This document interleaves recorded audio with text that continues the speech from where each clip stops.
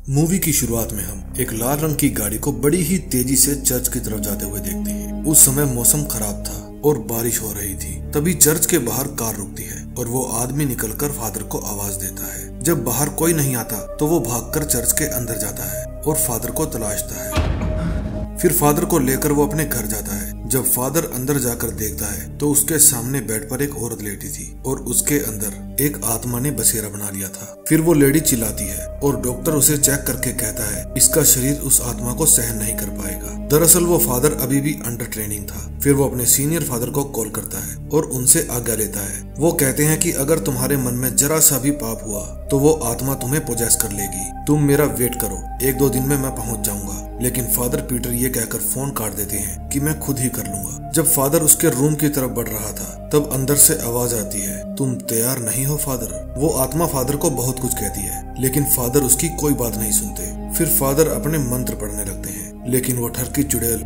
Father offer करती है। Father उसकी कोई भी बात सुने बिना बस अपने मंत्र उच्चारण करते रहते हैं। फिर वो चुड़ैल फादर को सीड्यूस करने लगती है लेकिन फिर भी फादर का मन नहीं डोलता और वो मंत्र पढ़ते रहते हैं। लेकिन वो बार बार फादर को करने के लिए बोलती रहती है। फादर उससे कहते हैं ये शरीर छोड़कर तुम चले जाओ, लेकिन आत्मा कहती है ये शरीर मैं तब तक नहीं छोड़ूंगा जब तक मेरी प्यास नहीं बुझेगी। फादर मंत्र पढ़ते रहते हैं और तभी वो लेडी बेड पर गिर जाती है और ठीक हो जाती है। जब फादर उसे चेक करते हैं तो वो फादर को सेड्यूस करती है और फादर भी उसके साथ करने लगते हैं।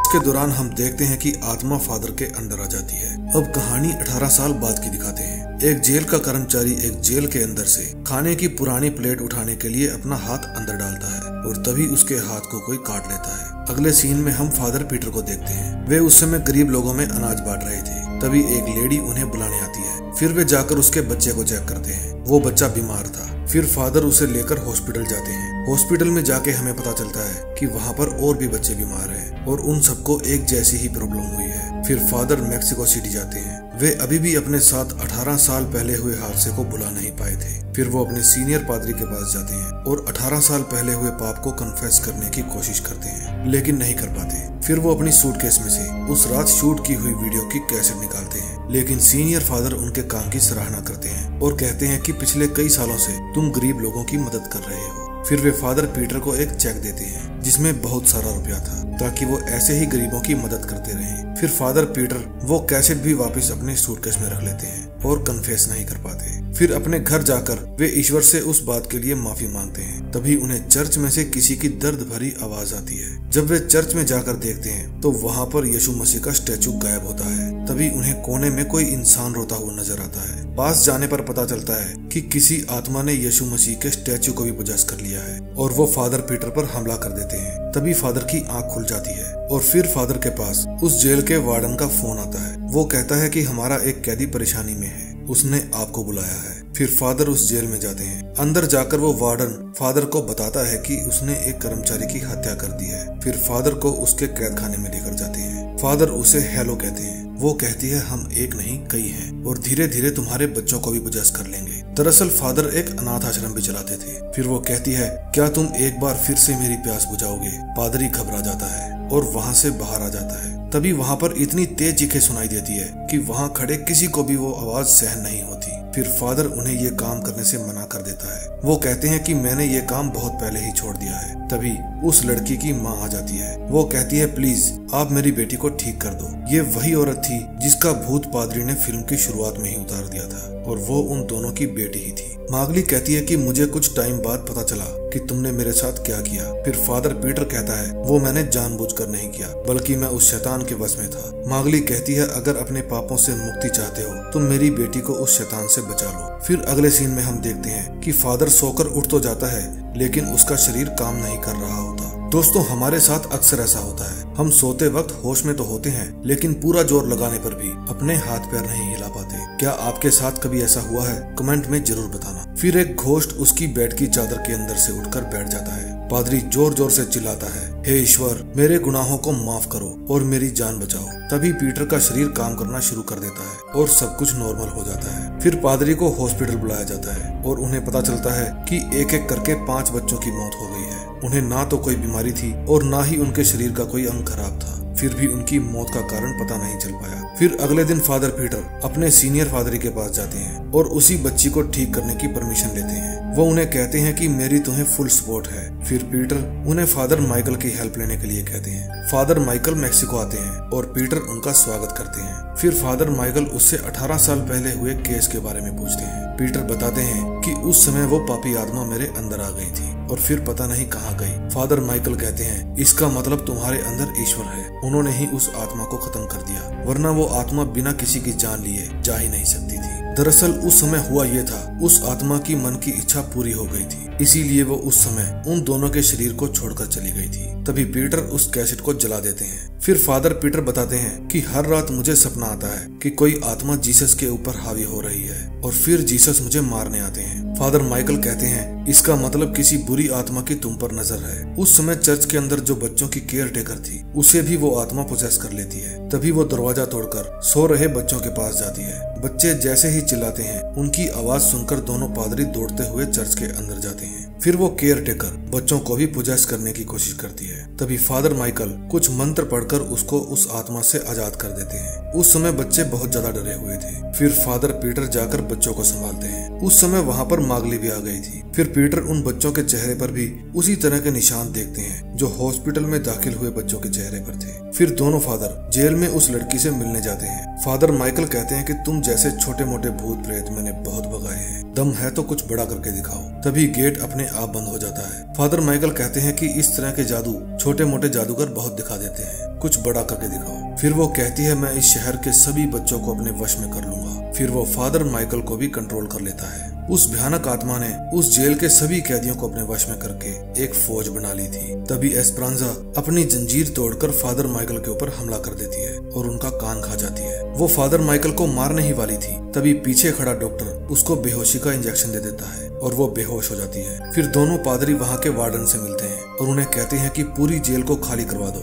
लेकिन वार्डन कहता है कि हम ऐसा नहीं कर सकते क्योंकि हमें परमिशन नहीं है। फिर फादर माइकल फादर पीटर से कहते हैं वो आत्मा बड़ी ही तेज है, उस पर हमारी प्रार्थनाओं का कोई भी असर नहीं हुआ। इस तरह की आत्मा तकलीफ में भी होती है तो ऐसे दिखाती है जैसे उन्हें कोई तकलीफ नहीं, और वो हमारा मनोबल तोड़ देती है। वो तुम्हें मेरे बारे में कुछ भी कहकर तुम्हें मुझसे भी लड़वा सकती है। अगर तुम्हारा शरीर पूरी तरह से पवित्र है तो ही तुम उससे मुकाबला कर पाओगे। अब सभी लोग जेल को खाली कर देते हैं और वार्डन कहता है अब हम कल सुबह आएंगे। उस समय एक डॉक्टर और गार्ड वहीं पर रुकते हैं। फिर दोनों पादरी जेल के अंदर जाते हैं। फिर वहाँ हर फिल्म की तरह सबसे पहले लाइट चली जाती है, लेकिन फादर माइकल भी हमारी फिल्में देखते हैं और अपने साथ एक टॉर्च लेकर आए थे। फिर वे दोनों एस्परांजा की जेल में जाते हैं, लेकिन वहाँ पर वो नहीं थी। उस समय डॉक्टर भी जेल में ही था। फिर डॉक्टर को उस गार्ड की डेड बॉडी मिलती है जो उसके साथ इसी जेल में रुका था। फिर डॉक्टर को एस्परांजा दिख जाती है। डॉक्टर उसे बेहोशी का इंजेक्शन लगाने के लिए सिरिंज भरता है। इतने में पीछे से एक और कैदी आकर उसे मार देती है। तभी दोनों पादरी वहाँ से बाहर आते हैं। वे आकर देखते हैं कि सभी कैदियों की जेल खुली हुई है। तभी वहाँ पर जेल की 3 कैदी आ जाते हैं जिनको उस आत्मा ने पोजेस कर लिया था। फादर माइकल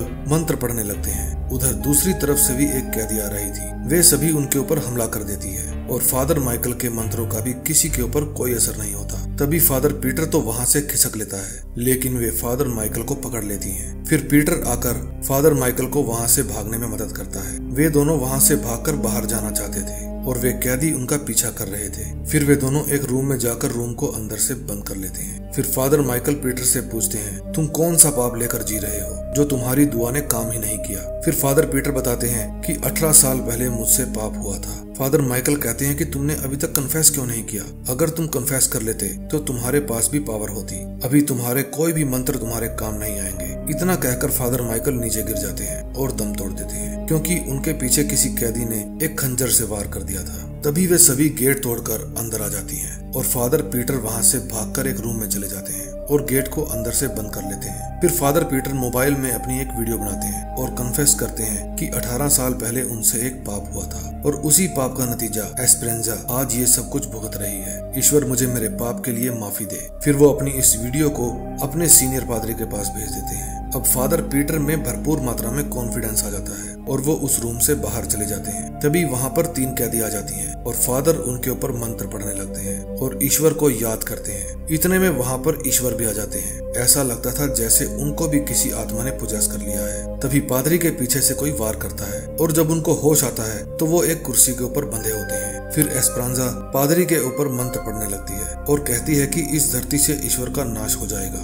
और सिर्फ शैतान का राज होगा। तभी चर्च में बने हॉस्पिटल में जहाँ बच्चे दाखिल थे वहाँ भी वो साया आ जाता है जो मदर मैरी के स्टैचू को पोजेस करके बच्चों को भी पोजेस करने की कोशिश करता है। उधर फादर पीटर चिल्लाता है कि हे ईश्वर मेरा साथ दो ताकि मैं शैतान को नष्ट कर सकूं। और उधर एस्परांजा भी चिल्ला रही थी कि धरती पर सिर्फ शैतान का राज होगा। वे दोनों आपस में ही एक दूसरे के ऊपर मंत्र पढ़ रहे थे। उधर मदर मैरी नर्स के ऊपर हमला कर देती है और उसे मारने की कोशिश करती है। इधर फादर पीटर के मंत्र काम करना शुरू कर देते हैं। खुद को हारता हुआ देखकर वो पापी आत्मा फादर से सौदा करती है कि तुम्हें अनाथ बच्चों और तुम्हारी बेटी दोनों में से किसी एक को चुनना होगा। लेकिन फादर सभी को ही बचाना चाहते थे। फिर वो कहते हैं कि तुम्हें सभी को छोड़ना होगा और बदले में वो आत्मा फादर का शरीर मांगती है। फादर माइकल ने फादर पीटर को पहले ही बता दिया था कि उस आत्मा से कोई भी सौदा मत करना, वो आत्मा बहुत चालाक है। लेकिन अगर फादर पीटर सौदा नहीं करते तो वो उसकी बेटी को मार देती और उन छोटे बच्चों को भी मार देती। फादर पीटर उसकी बात मान लेते हैं और तभी एस्परांजा बेहोश हो जाती है और हॉस्पिटल में भी सभी बच्चों को होश आ जाता है। अब मदर मैरी भी वहाँ से गायब हो गई थी। जब अगले दिन गार्ड्स जेल का दरवाजा खोलते हैं तो फादर अपनी बेटी एस्परांजा को लेकर बाहर आते हैं। बाहर मागली भी उनका इंतजार कर रही थी। उन्होंने पूरे 112 बच्चों की जान बचा ली थी। तभी उनके सीनियर फादर जिनसे फादर पीटर ने कॉन्फेस किया था वहाँ पर आ जाते हैं और कहते हैं कि ईश्वर ने तुम्हें क्षमा कर दिया है और मैंने भी वो वीडियो डिलीट कर दी है। वेटिकन सिटी में स्पिरिचुअल काउंसलर का जॉब आपका इंतजार कर रहा है। तभी एस्परांजा और एक नन फादर पीटर से आकर मिलती है और उनके जाने के बाद हमें पता चलता है कि उस शैतान आत्मा ने फादर पीटर को पोजेस कर लिया था और जो वहाँ पर सीनियर पादरी थे वो भी अपने शरीर को उस आत्मा के पास पहले ही हार चुके थे। दरअसल हुआ ये था, यहाँ ईश्वर भी मौजूद थे और शैतान भी, बस दोनों ने अपने अपने शरीर बदल लिए थे। अब ईश्वर एस्परांजा के अंदर और शैतान फादर पीटर के अंदर आ गए थे। अब एंड में हम देखते हैं पीटर वेटिकन सिटी में पहुंच गया था जिसे ईसाइयों का तीर्थ स्थान माना जाता है और पीटर कहता है मुझे किसी ईश्वर की गद्दी की जरूरत नहीं, मुझे तो लोगों पर राज करना है। और यहीं इस फिल्म का एंड हो जाता है। दोस्तों अगर आपको मेरी एक्सप्लेनेशन अच्छी लगी हो तो प्लीज चैनल को सब्सक्राइब करके बेल आइकन जरूर दबा दें और एक प्यारा सा कमेंट बॉक्स में छोड़ दीजिए। मैं आपके हर कमेंट का जवाब देता हूँ। मैं मिलूंगा आपसे नए दिन नई स्टोरी के साथ। तब तक के लिए बाय बाय।